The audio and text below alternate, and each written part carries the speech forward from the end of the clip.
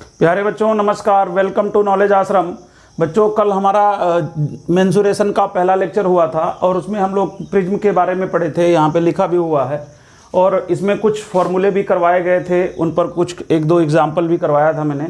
तो आज उसके आगे हम लोग कंटिन्यू करेंगे। तो प्रिज्म जो होता है, प्रिज्म यानी हिंदी में भी इसको प्रिज्म ही लिखते हैं बच्चों, प्रिज्म। और इसके बारे में हम लोग क्या देखे थे कि वॉल्यूम पढ़े थे। इसका वॉल्यूम क्या था, बेस एरिया इनटू हाइट, मतलब आधार का क्षेत्रफल, आधार का क्षेत्रफल गुणा में ऊंचाई। उसके बाद में हम पढ़े थे सरफेस एरिया। सरफेस एरिया बोले तो पृष्ठीय क्षेत्रफल बच्चों। इसके बारे में पढ़े थे parameter of base into height, यानी आधार का परिमाप, आधार का परिमाप इनटू ऊंचाई। इसके बाद में हम क्या पढ़े थे बच्चों, टोटल सरफेस एरिया। और टोटल सरफेस एरिया में क्या पढ़े थे, सरफेस एरिया प्लस बॉटम और टॉप का एरिया। ये तीन बातें पढ़े थे। सरफेस एरिया मानी पृष्ठीय क्षेत्रफल, पृष्ठीय क्षेत्रफल प्लस आधार और शीर्ष का क्षेत्रफल, ये बातें बताई गई थी आपको। वॉल्यूम क्या होता है, वॉल्यूम के बारे में मैं फिर से एक बार आपको रिपीट करता हूँ। वॉल्यूम बच्चों कोई भी ग्लास हो या कोई भी बर्तन हो उसमें जितना पानी आ सकता है वो उसका वॉल्यूम है, या कोई कमरा हो उसमें जितना हवा आ सकता है बच्चों वो उसका वॉल्यूम है। और उसके बाद सरफेस एरिया के बारे में भी आपको बताया गया था कि कोई कमरा है उसको टॉप और बॉटम को छोड़ दीजिए, बाकी जो दीवारें हैं चारों उनका एरिया निकाल लीजिए, वही आपका सरफेस एरिया होता है। और टोटल सरफेस एरिया में आप टॉप और बॉटम को भी ऐड कर देते हैं सरफेस एरिया निकालने के बाद। तो इतनी बातें कल बताई गई थी। अब इसके अंदर क्या क्या आता है, तो सबसे पहले इसके अंदर आता है बच्चों क्यूब, जो हमें इम्पोर्टेंट है, जो पढ़ना है घन। तो घन के बारे में अब आप सारे फॉर्मूले खुद ही बना सकते हो घन के बारे में बच्चों, पर मैं एक बार आपको बता देता हूँ। देखिए जैसे क्यूब है तो क्यूब ऐसा होता है, 3D डायग्राम है, कुछ इस तरीके से क्यूब होता है। और क्यूब का पहचान ये होता है बच्चों कि उसका जो बेस है ना वो एक स्क्वायर होता है, बल्कि आप ये कह सकते हैं कि उसका सारा सरफेस एक स्क्वायर होता है। स्क्वायर यानी वर्ग होता है। तो अगर ये साइड ए है तो ये भी ए होगा, ये भी ए होगा, ये भी ए होगा। और हाइट ये भी एक वर्ग है उसी साइड का, सेम साइड का वर्ग होना चाहिए, तो हाइट भी वही होगी। तो सबसे पहले अगर इसके वॉल्यूम की बात करें तो वॉल्यूम, क्यूब चूंकि एक प्रिज्म है, प्रिज्म क्या होता है, जिसका बेस का एरिया और टॉप का एरिया इक्वल हो वो प्रिज्म कहलाता है बच्चों। तो ये जो क्यूब बनाया गया है इसका अगर वॉल्यूम निकालना है तो अपने को प्रिज्म का वॉल्यूम निकालना पड़ेगा। और प्रिज्म का वॉल्यूम क्या होता है, आधार का क्षेत्रफल इंटू ऊंचाई। तो आधार में आप देख रहे हैं एक वर्ग है और वर्ग का क्षेत्रफल क्या होता है, ए स्क्वायर, भुजा का वर्ग इंटू ऊंचाई, ऊंचाई भी ए है तो ए लिख देंगे। तो इसका जो वॉल्यूम निकल के आता है वो क्या निकल के आता है बच्चों, ए क्यूब। तो जो क्यूब है हमारा उसका वॉल्यूम ए क्यूब होता है, यानी साइड का क्यूब होता है, यानी भुजा का क्यूब लिख सकते हैं हम। भुजा जो है उसका क्यूब कर दीजिए तो आपका वॉल्यूम निकल के आ गया किसका, स्क्वायर का, सॉरी क्यूब का। ठीक है। इसके बाद में अगर हम बात करें, इसके बाद में अगर हम बात करें सरफेस एरिया का बच्चों, सरफेस एरिया, तो सरफेस एरिया क्या होगा, सरफेस एरिया होगा बच्चों parameter of base into height. तो पैरामीटर ऑफ बेस अगर हम चेक करेंगे तो 4 भुजाएं हैं तो 4a हो जाएगा, सबको जोड़ लेंगे। और हाइट भी कितनी है, a, तो हमारा सरफेस एरिया हो जाएगा 4a स्क्वायर। सरफेस एरिया यानी पृष्ठीय क्षेत्रफल। और वैसे भी अगर कोई कमरा वर्गाकार है या क्यूब के आकार का बनाया गया है तो चारों surface A square, A square, A square और ये ए स्क्वायर, तो 4a स्क्वायर वैसे भी दिख रहा है आपको। तो ये हो जाएगा, यानी मैं इसको लिख सकता हूँ सरफेस एरिया बराबर, यानी पृष्ठीय क्षेत्रफल बराबर 4 इंटू भुजा का स्क्वायर, भुजा का स्क्वायर लिख सकते हैं बच्चों, राइट। और अगर बात हम करें बच्चों टोटल सरफेस एरिया का, टोटल सरफेस एरिया का, तो टोटल सरफेस एरिया क्या हो जाएगा बच्चों, आप ये जानते हैं कि 4 इंटू ए स्क्वायर तो रहेगा ही, प्लस बॉटम का ए स्क्वायर और टॉप का भी ए स्क्वायर, तो 2a² ऐड करना पड़ेगा, तो टोटल सरफेस एरिया इसका कितना निकल के आ जाएगा 6a²। यानी मैं टोटल सरफेस एरिया यानी संपूर्ण पृष्ठीय क्षेत्रफल या कुल पृष्ठीय क्षेत्रफल बराबर हो जाएगा 6 × भुजा का स्क्वायर। ये हो जाएगा बच्चों। आप हिंदी में ऐसे लिख सकते हैं, अंग्रेजी में ऐसे लिख सकते हैं। ये आ कहाँ से रहा है, बस ये जो 3 फॉर्मूले मैंने आपको बताए थे प्रिज्म वाले, उसी के फॉर्मूले में वैल्यू पुट कर रहे हैं हम, और हमारा फॉर्मूला निकलता हुआ चला आ रहा है। तो इस तरीके से हम इसको आसानी से पढ़ सकते हैं बच्चों। अब बात यह है कि अगर कोई गुब्बारा है, कोई बलून है, तो बलून जो होता है बच्चों वो 3D होता है, और जो सर्कल होता है वो 2D होता है। तो अगर इसके अंदर कोई गुब्बारा फुलाया जाए, मतलब इसके अंदर, इस क्यूब के अंदर कोई गुब्बारा फुलाया जाए, तो वो 6 सरफेस को टच करेगा, ऊपर वाले को भी टच करेगा, नीचे वाले को भी टच करेगा, और चारों दीवारों को टच करेगा। तो कई बार पूछता है कि एक क्यूब है, उसके अंदर एक गुब्बारा फुलाया गया, तो उसका रेडियस क्या होगा। तो इसका रेडियस जो होगा, रेडियस r बराबर a/2 होगा। ये बात आप जानते हैं। कैसे a/2 होगा बच्चों, क्योंकि आपको पता है कि ये वाली पूरी लेंथ a है, तो अगर मैं इसके अंदर गुब्बारा फुलाता हूं बच्चों, तो 6 सरफेस को टच करेगा, तो इस गुब्बारे का जो त्रिज्या होगा वो होगा a/2, क्योंकि पूरी जो हाइट है, पूरी हाइट a है, तो उसकी आधी हो जाएगी बच्चों। अब अगर हम बात करें कि इसके ऊपर से एक गुब्बारा फुलाया जाए, इसके ऊपर से बच्चों एक गुब्बारा फुलाया जाए, यानी कि अगर मैं बात करूं कैपिटल R की, इसके ऊपर से, यानी ये क्यूब डाला जा सके उस गुब्बारे में, एक क्यूब उस गुब्बारे में डाला जा सके, उसका रेडियस क्या होगा बच्चों। तो आप ये बात जानते हैं, ध्यान से समझना आप थोड़ा सा, कि एक सपोज करो कि एक स्क्वायर का कमरा है, मतलब उसका जो बेस है वर्गाकार है, दीवारें भी वर्गाकार हैं सारी। तो आप जो उसका डायगोनल होगा, डायगोनल मतलब मैक्सिमम जो लेंथ होगा, छड़ जो उस स्क्वायर वाले कमरे में रखा जा सकता हो, पहले मैं उसकी लेंथ निकालता हूँ। तो आप जानते हैं कि एक कोने से दूसरे कोने पर, ऊपर वाला कोना, नीचे वाला नहीं, नीचे वाला अगर लेंगे, नीचे वाले कोने से नीचे वाले कोने को मिलाएंगे, तो जो नीचे स्क्वायर बना है उसका डायगोनल निकल जाएगा। एक घनाकार या एक क्यूब में रखे जा सकने वाले बड़े से बड़े छड़ का जो लंबाई होता है, वो नीचे वाले से ऊपर वाले कोने को टच करते हुए होता है बच्चों। तो अगर हम इसको निकालना चाहें, तो आप ध्यान से देखिए, हाइट तो कमरे की होगी कितनी a, और जो डायगोनली आएगा, ये डायगोनल, ये नीचे वाला जो डायगोनल आएगा वो आ जाएगा √2a। √2a आएगा ना, क्योंकि ये एक स्क्वायर है, और स्क्वायर का डायगोनल क्या होता है √2a। अब √2a पे अगर आपका a हाइट खड़ा हुआ है, तो एक राइट एंगल ट्रायंगल बनाएगा, क्योंकि हाइट तो 90 डिग्री पर होगा।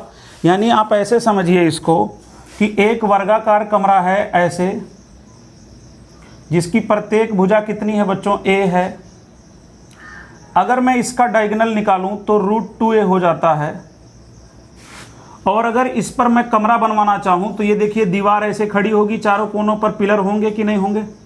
तो ये दीवार ऐसे खड़ी होगी, तो ये ज़मीन का बेस हो गया, बेस, और ये हो गया हाइट।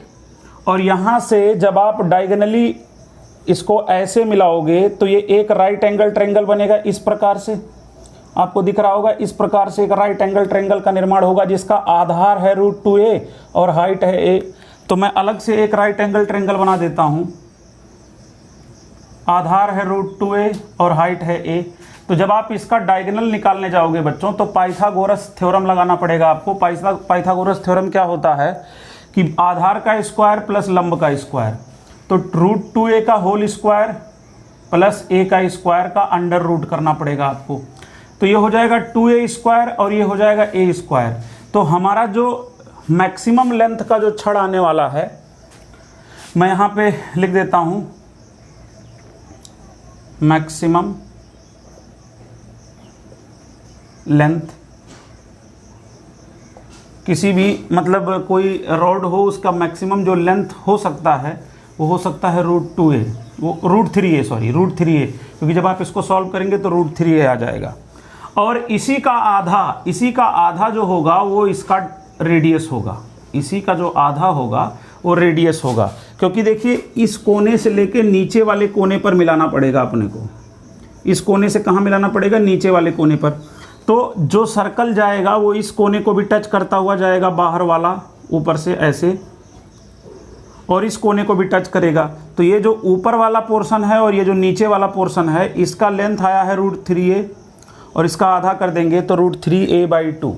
तो यहाँ से बच्चों क्वेश्चन पूछे जाते हैं आपके एग्ज़ाम में। तो क्वेश्चन कैसे पूछे जाते हैं कि बोला आपको क्वेश्चन में कि एक, और सीजीएल में भी क्वेश्चन पूछा जा चुका है इस पर, कि एक स्क्वायर है, घनाकार कमरा है, उसमें एक रॉड रखी गई है या एक छड़ रखा गया है, उसकी जो लंबाई है वो 10√3 है। तो आपको उसका वॉल्यूम बताना है कितना होगा। तो √3a की वैल्यू 10√3 हो जाएगी यहाँ पे, क्योंकि जो मैक्सिमम लेंथ का छड़ है, रॉड ऑफ मैक्सिमम लेंथ यहाँ पे लिख सकते हैं, रॉड लिख देता हूँ मैं, रॉड ऑफ मैक्सिमम लेंथ मतलब छड़ जो सबसे अधिकतम लंबाई का है वो √3a हो जाता है। तो अगर मान लो आपको क्वेश्चन में ये दे दिया कि मैक्सिमम लंबाई का एक छड़ है, घनाकार कमरा है जिसकी लंबाई है 10√3, तो 10√3 की वैल्यू किसके बराबर हो जाएगी, √3a के, राइट। तो यहाँ से ये कट जाएगा, तो a की वैल्यू आ जाएगी बच्चों 10। तो आप जानते हैं कि घन का जो वॉल्यूम होता है वो 10a का क्यूब होता है। तो जो आपका आंसर आ जाएगा वो आ जाएगा, मीटर में होगा तो मीटर में, सेंटीमीटर में होगा तो सेंटीमीटर में 1000 सेंटीमीटर क्यूब। बच्चे गलती क्या करते हैं, डायगोनल दे रखा है वो उसको साइड मानकर सीधे क्यूब कर देते हैं, तो उत्तर गलत हो जाता है। तो आप ये याद रखेंगे कि क्यूब में आपको ये 5 बातें याद रखनी है, 5-6 बातें। पहली ये कि वॉल्यूम, और वॉल्यूम कैसे निकाला गया है ये याद रखने की ज़रूरत नहीं है, आप समझदारी से काम करेंगे, प्रिज्म के वॉल्यूम में पुट करेंगे, वॉल्यूम आ जाएगा। सरफेस एरिया आप देख ही रहे हैं, सारे इस जो सरफेस होते हैं स्क्वायर होते हैं, तो बस जितने सरफेस हैं उसका गुणा कर दीजिए, a स्क्वायर कर दीजिए। टोटल सरफेस एरिया देख ही रहे हैं, सरफेस एरिया में टॉप और बॉटम का एरिया ऐड कर दीजिए। इनर रेडियस आप देख ही रहे हैं कि हाइट अगर a है तो अंदर जो गुब्बारा होगा वो छेओ सरफेस को टच करेगा, तो हाइट का आधा होगा। और मैक्सिमम रॉड का जो छड़ है आप यहाँ पे समझे हैं वो √3a है, और उसका आधा अगर बाहर से गुब्बारा फुलाया जाए, उसके अंदर क्यूब को डाला जाए, तो उसका जो रेडियस होगा वो √3/2a होगा। एक बार आप इसका स्क्रीनशॉट ले लीजिए, फिर हम आगे बढ़ते हैं।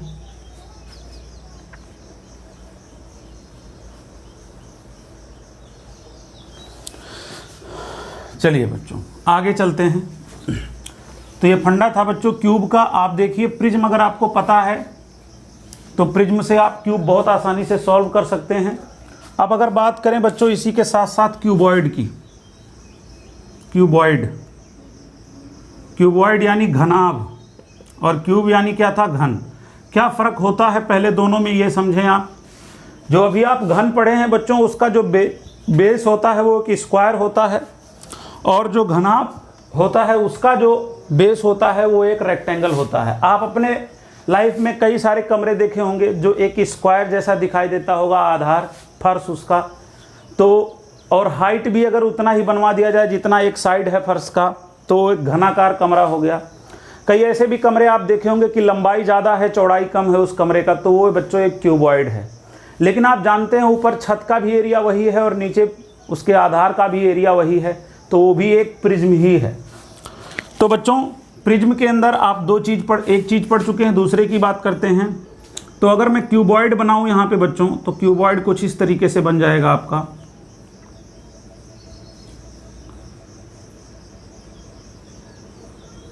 ये है आपका क्यूबॉइड। इसका जो बेस है वो एक आयत है, आयत यानी कि रेक्टेंगल है। ये लेंथ है, ये ब्रेथ है, और ये हाइट है इसकी, राइट। तीनों अलग अलग हो गए तो ये एक क्यूबॉइड हो गया। तीनों एक ही होते तो एक क्यूब होता।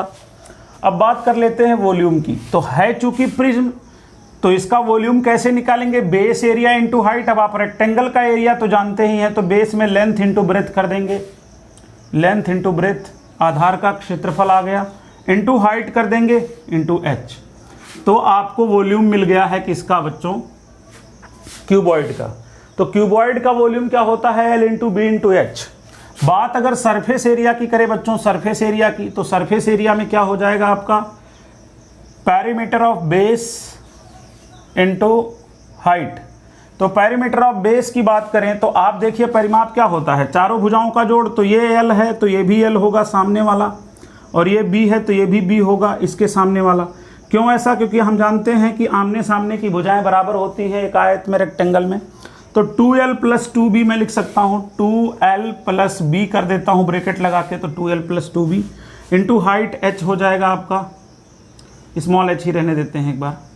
तो ये क्या बन जाएगा बच्चों, हाइट, और वो हाइट स्मॉल h है, तो 2lh प्लस 2bh। आप ऐसे भी याद रख सकते हैं सरफेस एरिया को, या आप इसको ऐसे याद रखें 2 ब्रैकेट में l plus b into h। अब अगर बात करें बच्चों टोटल सरफेस एरिया की, टोटल सरफेस एरिया इसका क्या हो जाएगा? तो टोटल सरफेस एरिया निकालने के लिए सरफेस एरिया प्लस बॉटम और टॉप का एरिया आप जानते हैं यही होता है प्रिज्म में।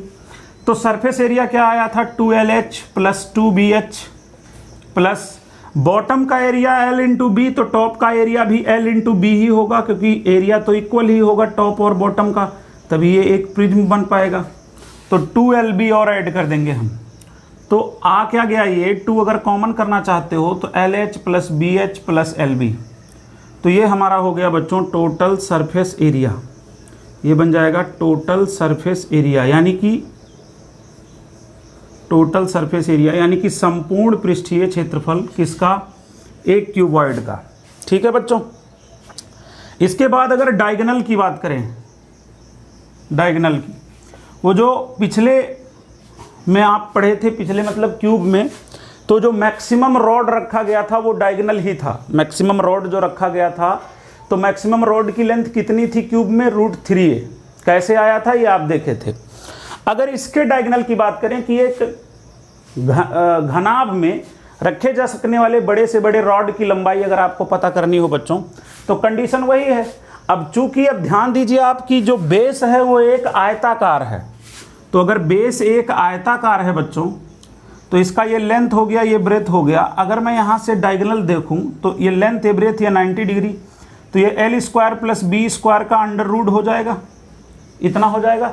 अब अगर इस पर मैं दीवार खड़ी कर दूं चारों साइड में, इस पर ऐसे ऐसे ऐसे ऐसे, तो ये जो पोर्शन है देखिए एक राइट एंगल ट्रायंगल बनेगा। यहाँ से अगर मैं मार्कर, ये वाला मार्कर यहाँ पे ऐसे रखूँ तो पूरा वहाँ तक पहुँच नहीं रहा है, लेकिन आप समझ लीजिए कि ये बेस है, ये हाइट तो h है आपका, बेस ये है। तो अगर मैं यहाँ पे राइट एंगल ट्रायंगल बनाऊँ एक, तो ये आधार √l² प्लस b² है और हाइट h है। तो अगर आप यहाँ पे सॉल्व करेंगे तो l² plus b² plus h² आपका हो जाएगा।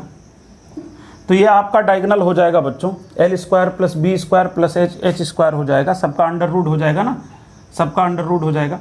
तो ये आपका डायगोनल हो जाएगा। तो चलते हैं आगे। तो ये आपका जो डायगोनल होगा वो क्या होगा, l² plus b² plus h²। तो इसका diagonal l² plus b² plus h²। अब चूंकि क्यूब में क्या था, l भी a था, b भी a था और हाइट भी a था, तो 3a³ हो गया था। तो इसी को हम √3a लिख दिए थे, सॉरी स्क्वायर है ना, यहाँ पे स्क्वायर है, तो ये स्क्वायर, इसलिए a आपका रूट से बाहर हो गया था। तो हमारा ये घन का आया था, मतलब क्यूब का। लेकिन अब यहाँ पे क्यूब नहीं है, क्यूबॉइड है। तो इस तरीके से क्यूबॉइड का सारा फॉर्मूला आपके सामने है, वॉल्यूम, सरफेस एरिया और टोटल सरफेस एरिया। रटने की कोई आवश्यकता नहीं, बस ये 3 बातें आप याद रखेंगे, आपके दिमाग में ये सेट रहेगा बच्चों। अब इसमें गुब्बारा नहीं डाला जा सकता, ना ये गुब्बारे के अंदर डाला जा सकता। ऐसा क्यों? क्योंकि वो उसमें जो गुब्बारा फुलाया जाता है वो गुब्बारा ही रहता, इसमें पचक जाएगा, गुब्बारा आपका पचक जाएगा थोड़ा सा, मतलब वो एक इलिप्स बन जाएगा, वो स्पेयर नहीं रह जाएगा। स्पेयर रह जाता जब चारों साइडें बराबर होती, हाइट भी बराबर होता, तब वो एक स्पेयर होता, गोला होता, 3D होता। तो 3D वो भी होगा, लेकिन वो क्या बन जाएगा आपका, इलिप्स। इलिप्स माने होता है दीर्घवृत्त बन जाएगा। वो अपने सिलेबस में है नहीं, बाकी 11th-12th का करवाऊंगा तो वहाँ पे इलिप्स है, तो वहाँ पे मैं आपको अच्छी तरीके से बताऊंगा। तो ये आप इसका एक बार स्क्रीनशॉट ले लीजिए, फिर हम आगे बढ़ते हैं।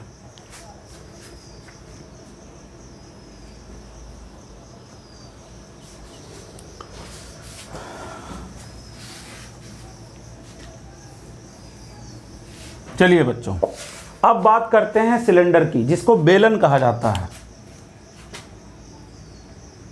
सिलेंडर जिसको कहा जाता है बेलन, राइट, हिंदी में। तो बच्चों ये जो सिलेंडर है ये वैसे प्रिज्म तो होता नहीं है, लेकिन प्रिज्म के जैसा ही रिएक्ट करता है। तो अपने को तो काम से बनाना मतलब है, क्योंकि इसका जो वॉल्यूम है वो एग्जैक्ट कभी नहीं आता। क्यूब और क्यूबॉइड का एग्जैक्ट आता है, इसका वॉल्यूम एग्जैक्ट नहीं आता।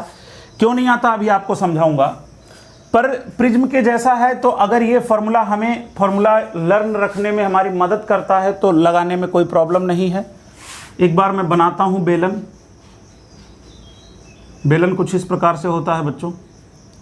ये इसका रेडियस हो जाता है r, ये इसकी हाइट हो जाती है h, राइट। तो ये बेलन है। अब क्यों इसको हम प्रिज्म के अंदर ही समझा रहे हैं आपको, क्योंकि जैसा बेस वैसा टॉप आपको दिखाई दे रहा होगा। यहाँ पे आधार भी एक सर्कल है और टॉप भी एक सर्कल है। तो अगर इसका वॉल्यूम की बात करें बच्चों, तो वॉल्यूम क्या होगा, बेस एरिया इनटू हाइट। तो बेस एरिया यानी सर्कल का एरिया क्या होता है, पाई आर स्क्वायर, क्योंकि नीचे सर्कल बना है और हाइट h है। तो volume of cylinder is equal to pi r square h, ये आप पढ़े होंगे। इसके बाद में सरफेस एरिया की बात अगर हम करें, यानी पृष्ठीय क्षेत्रफल की बात करें, तो आधार का परिमाप, इसमें परिमाप की जगह सरकमफेरेंस हो जाएगा, परिधि जिसको बोलते हैं बच्चों। तो वो होता है 2 पाई आर इंटू हाइट। तो surface area of the cylinder is equal to 2 pi r H, right. अब अगर हम बात करें total surface area, total surface area यानी संपूर्ण पृष्ठीय क्षेत्रफल, तो इसमें क्या आएगा बच्चों, इसके अंदर सरफेस एरिया प्लस बॉटम और टॉप का एरिया आ जाता है। तो बच्चों सरफेस एरिया में क्या आया है आपका 2 पाई आर एच, और बॉटम का एरिया पाई आर स्क्वायर और टॉप का एरिया भी पाई आर स्क्वायर। तो मैं 2 पाई आर स्क्वायर यहाँ पे लिख देता हूँ। तो ये क्या बन जाएगा 2 पाई आर ब्रैकेट में h प्लस r। तो ये हो जाएगा total surface area of the cylinder, right है। पर एक सिलेंडर ऐसा भी हो सकता है जिसके अंदर गुब्बारा, जिसके जैसे ये सिलेंडर है उसके अंदर डाला जा सके, उस गुब्बारे का जो रेडियस होगा जिसके अंदर ये बेलन को डाला जा सकता हो। तो बच्चे कुछ यहाँ पे कंफ्यूज हो जाते हैं, बोलते हैं सर h/2। अरे भाई h/2 कैसे होगा, क्योंकि ये गुब्बारा इस सरफेस को टच नहीं करेगा, ऊपर वाले सरफेस को। आप कल्पना करो कि एक सिलेंडर है, ऊपर सर्कल है नीचे सर्कल है। अब एक गुब्बारे में उस सिलेंडर को आप डाल दो तो वो गुब्बारा किसी सरफेस को टच नहीं करेगा, केवल वर्टेसेस को टच करेगा, यानी कोन को टच करेगा। कोन को, इस कोने को टच करेगा, इस कोने को टच करेगा। थोड़ा कल्पना करो आप, थोड़ा अपने इमेजिनरी माइंड का इस्तेमाल करो, थोड़ा सा सोचो चीज़ों को। थोड़ा सा जब आप सोचोगे तो आपका दिमाग भी तेज होगा। तो इस पे टच होगा ये, तो जब इस पे टच ही नहीं होगा तो h/2 हो नहीं सकता। तो हमारे को क्या करना पड़ेगा, यहाँ से जो ये डायगोनल आएगा यही डायमीटर होगा इसका। तो अगर ये डायमीटर होगा तो अपने को पता है बच्चों कि ये रेडियस है, ये रेडियस है ना, ये नीचे रेडियस है, ऊपर भी रेडियस है, ये रेडियस हो गया, और ये h/2 हो गया, यहाँ से यहाँ तक h/2 हो गया, ये रेडियस हो गया। तो ये डायगोनल अब आप निकाल सकते हैं पाइथागोरस थ्योरम से। तो पाइथागोरस थ्योरम क्या कहता है कि भाई बेस, ऐसे मैं बना देता हूँ, आपको दिखा देता हूँ यहाँ पे, यही है बिल्कुल, ये रेडियस है, ये h/2 है और ये 90 डिग्री है। तो पाइथागोरस थ्योरम कहता है √r का स्क्वायर प्लस h/2 का स्क्वायर। तो जो गुब्बारे में ये बेलन डाला जाएगा वो क्या हो जाएगा, r is equal to √r square plus h/2 का होल स्क्वायर। ये रेडियस होगा बच्चों उस गुब्बारे का। तो इस तरीके से हम बेलन के बारे में भी पढ़ लिए हैं। अच्छा, अगर कोई गुब्बारा इसके अंदर फुलाया जाता है तो ये हाफ हो सकता है, क्योंकि आप ये देखो इसके सभी सरफेस को टच करेगा ना, चारों सरफेस को टच करेगा, ऊपर नीचे, ये दाएं और बाएं सरफेस को टच करेगा, तो h/2 हो सकता है। लेकिन अगर अंदर गुब्बारे के अंदर ये डाला जा रहा है तो R is equal to √r square plus h/2 का होल स्क्वायर। तो आप देखिए ये सिलेंडर आपका हो गया। आप एक बार इसका भी स्क्रीनशॉट ले लीजिए। फॉर्मूला रटने की जरूरत नहीं है बच्चों, देखो मैं इसी के बिहाफ पे आपको धीरे धीरे करके एक एक फॉर्मूला डिराइव कर रहा हूँ। तो अगर आप ये दिमाग में ध्यान रखते हैं तो तुरंत आपका फॉर्मूला बन जाएगा। एक बार स्क्रीनशॉट ले लीजिए।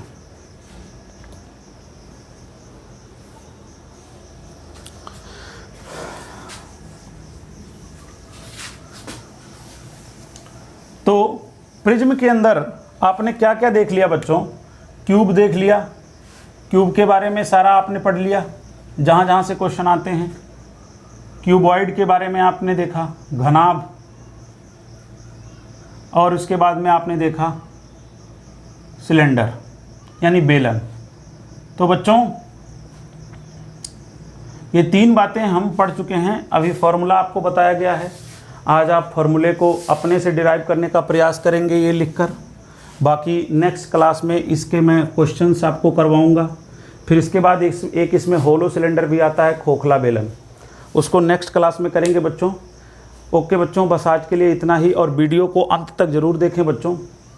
ये बात मुझे पहले कहना चाहिए लेकिन स्टार्टिंग में थोड़ा सा गड़बड़, मतलब स्टार्ट करने में थोड़ा सा फ्लो दूसरा रहता है तो बोल नहीं पाता। तो पूरा देखेंगे तब फ़ायदा तभी होगा। मतलब जैसे थोड़ा बहुत देख लिए, काफ़ी सारा चीज़ आपको यहाँ पे नया जानने को मिलता है। आप जितनी बार देखते हैं उतनी बार आपको, देखो क्या होता है कि जब कोई टीचर आपको पढ़ा रहा होता है तो आपका दिमाग, जब आप एक समय देख रहे होते हैं तो कुछ और निकल के आता है। जैसे आप पिक्चर देखते हो, मूवी की बात करते हैं। जब आप मूवी एक बार देखते हो तो वही मूवी जब आप दोबारा देखते हो, पहली बार देखते हो तो कुछ कम समझ में आता है, दोबारा देखते हो कुछ और समझ में आता है, 3 बार देखते हो तो मूवी पूरी याद हो जाती है। बस वही है यहाँ पे पढ़ाई में भी। आप 1 बार 2 बार इसको देखिए अच्छी तरीके से, फार्मूला खुद बनाने का प्रयास कीजिए। आपके पास बुक्स होंगे, क्वेश्चन को करना स्टार्ट कीजिए। बाकी आगे मैं क्वेश्चन इसके करवाऊँगा। ओके बच्चों, मिलते हैं फिर अगले क्लास में, तब तक के लिए बाय बाय।